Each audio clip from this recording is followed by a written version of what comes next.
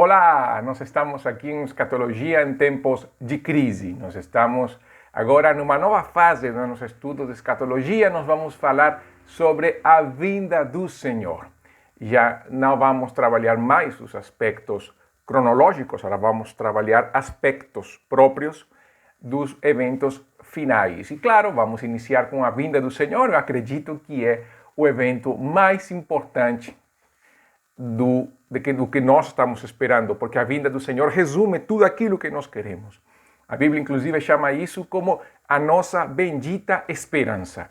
Então, a parousia, que é o termo grego para a vinda do Senhor, que no latim seria adventus, nos vai falar sobre isso também.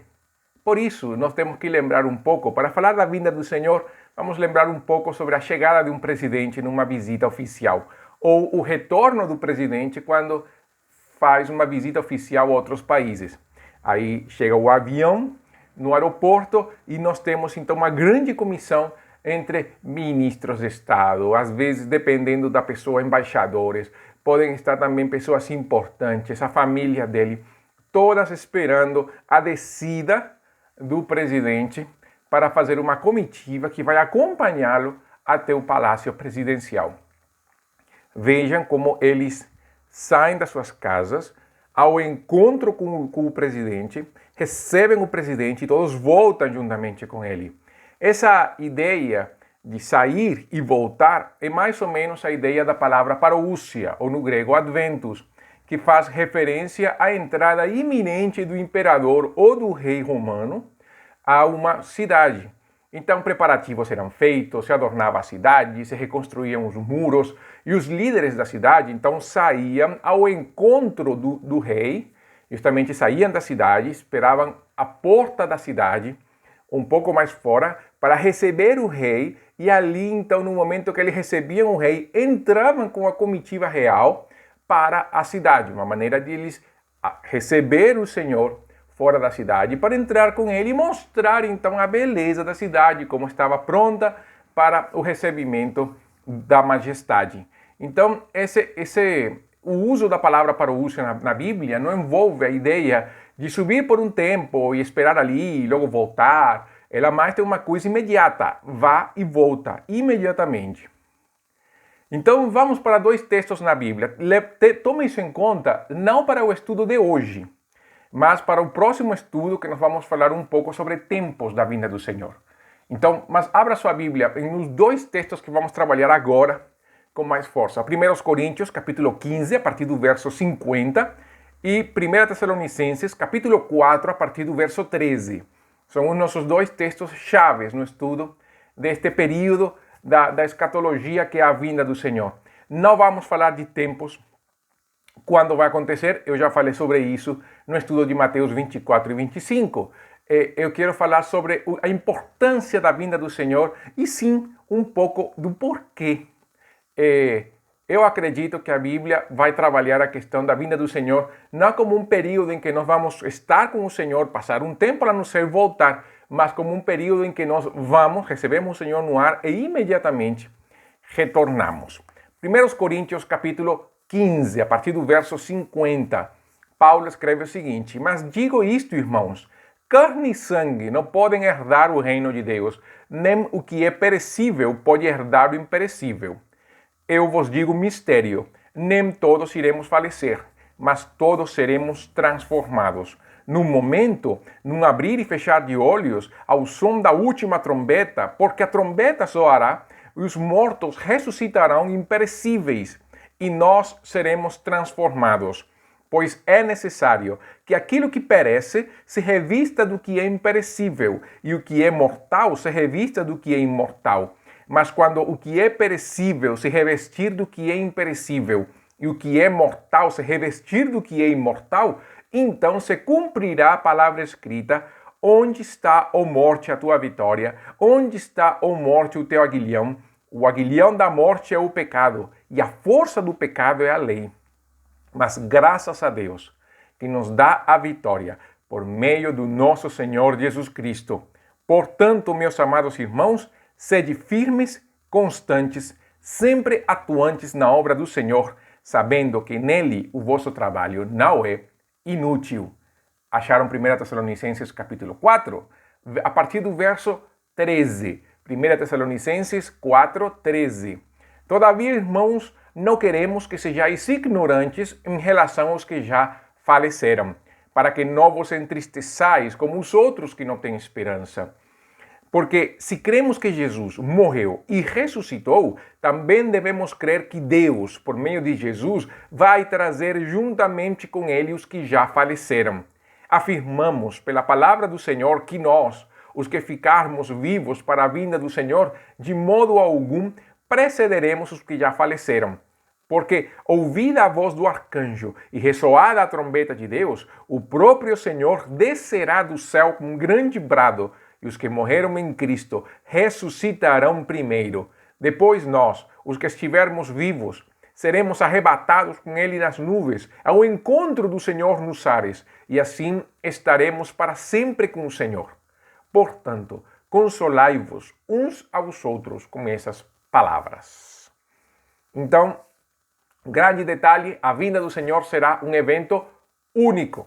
Isso eu já falei nesta série de mensagens, você pode assistir depois, aqui neste canal, a série de mensagens de escatologia em tempos de crise, Mateus 24 e 25, nossa primeira série. Você pode assistir ali após esta mensagem e ver como essa linha de pensamento do próprio Jesus a respeito da sua vinda. O interessante é que é o próprio Cristo quem fala, não é? E se o próprio Jesus fala da sua vinda, eu acho bom a gente atentar às palavras dele. Então, o próprio conceito da parousia também fala disso. Ir ao encontro para retornar imediatamente.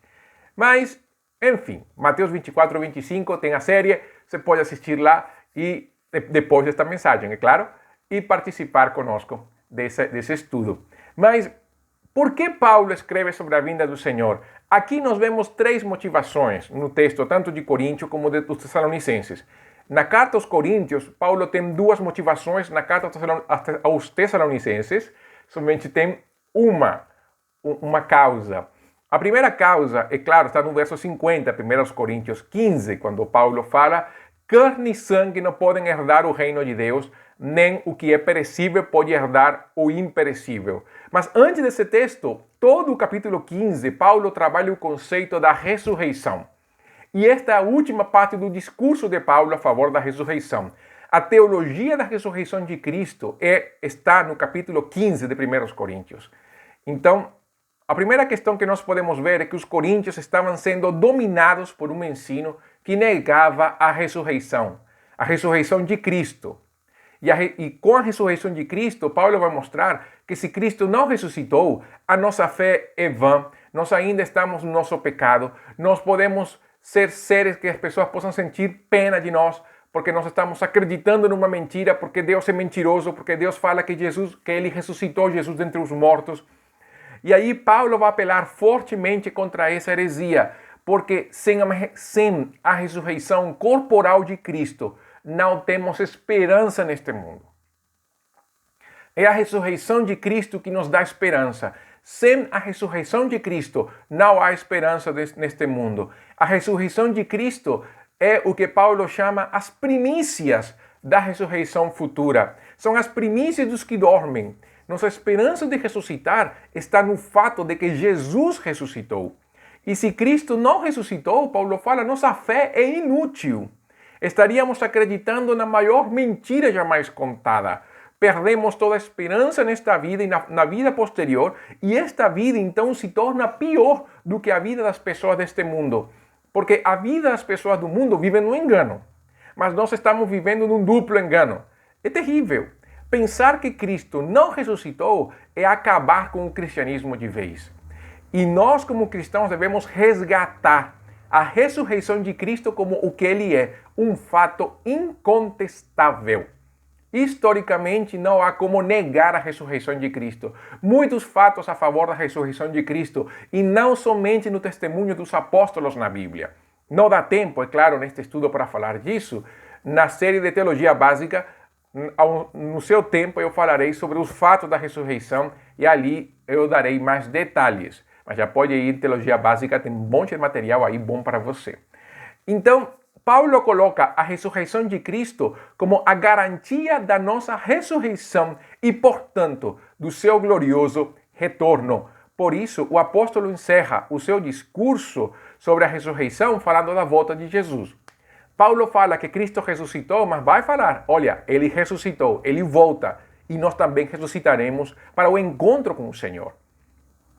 Essa é a primeira questão, 1 Coríntios, mas é o todo do capítulo 15.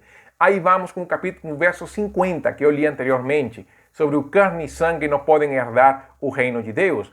É porque Paulo também queria que os coríntios entendessem que o reino de Deus não é o reino deste mundo. 1 Coríntios mostra que tudo aquilo que estiver contaminado pelo pecado precisa ser renovado. Pedro vai falar disso depois, quando fala que os elementos da terra serão renovados pelo fogo.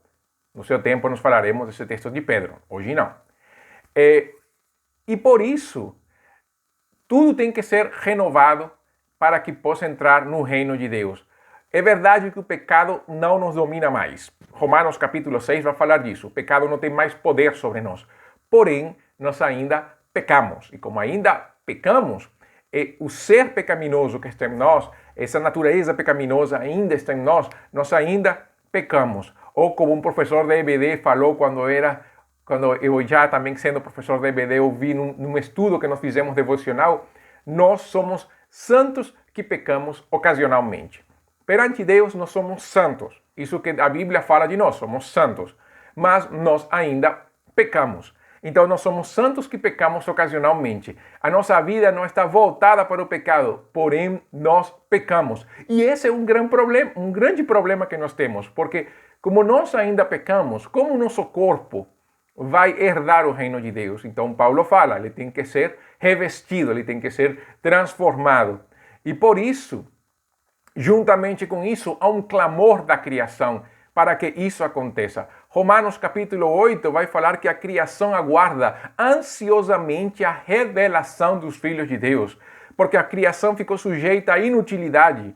Verso 20. Não por sua vontade, mas por causa daquele que sujeitou, na esperança que também a própria criação seja libertada do cativeiro, da degeneração, para a liberdade gloriosa dos filhos de Deus. Pois sabemos que toda a criação geme e agoniza até agora, como se sofresse dores de parto. E não somente ela, mas também nós, que temos as primícias do Espírito, os primeiros frutos do Espírito, também gememos em nosso íntimo, aguardando ansiosamente nossa adoção, a redenção do nosso corpo. Então, a criação também aguarda por este dia.